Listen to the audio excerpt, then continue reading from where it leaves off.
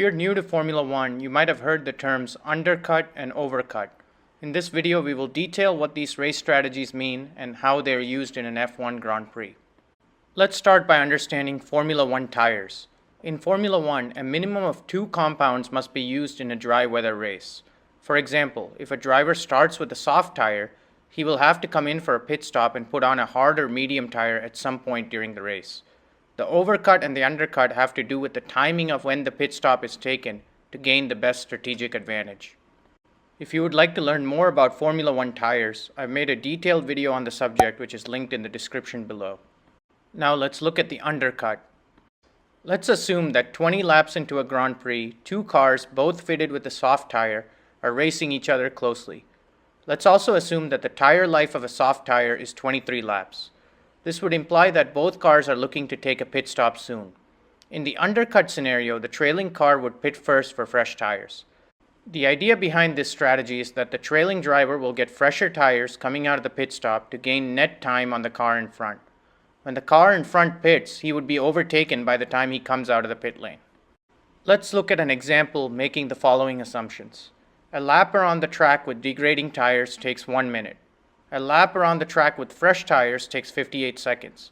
A pit stop loses 20 seconds. Let's assume that car A and car B are racing each other. Car A is ahead of car B by a half a second. In the undercut scenario, car B would pit first and would come out 20.5 seconds behind car A, having lost 20 seconds for pitting. However, car B, due to fresh tires, is able to increase the pace, completing the next 2 laps at 58 seconds per lap. Car A continues at 1 minute per lap for the next 2 laps, then pits. At this point, car B is only behind by 16.5 seconds, 20.5 seconds minus the 4 seconds that it gained over the last 2 laps. Now, when car A comes in for a pit stop, he will lose 20 seconds, coming out 3.5 seconds behind car B, with just 2 laps fresher tires. As you can see, the undercut is a very powerful strategy. To avoid being undercut, car A would have to cover car B by speeding up as much as possible when he saw car B pitting and pitting in the following lap. By covering car B, car A could maintain position. A less popular strategy than the undercut is the overcut. This occurs when the trailing car stays out when the car in front has pitted. This allows for some free air for the trailing car to put in some good lap times, gaining an advantage on the car in front. This works best when the trailing car is clearly faster than the car in front, but is stuck behind due to being in a circuit where it's difficult to overtake, like Monaco or Hungary. Let's look at an example. Let's assume that car A and car B are racing each other again, and car A is in front. Car A is a slower car and car B is faster. Imagine that car A is Williams and car B is Mercedes. The track is difficult to perform an overtake on. Assume the race is occurring in Monaco. A lap around the track for car A takes 1 minute. A lap around the car for car B takes only 58 seconds, and a pit stop loses 20 seconds. In this scenario, it is best for car B to pit after car A. Assume that car A is ahead of car B by a half a second.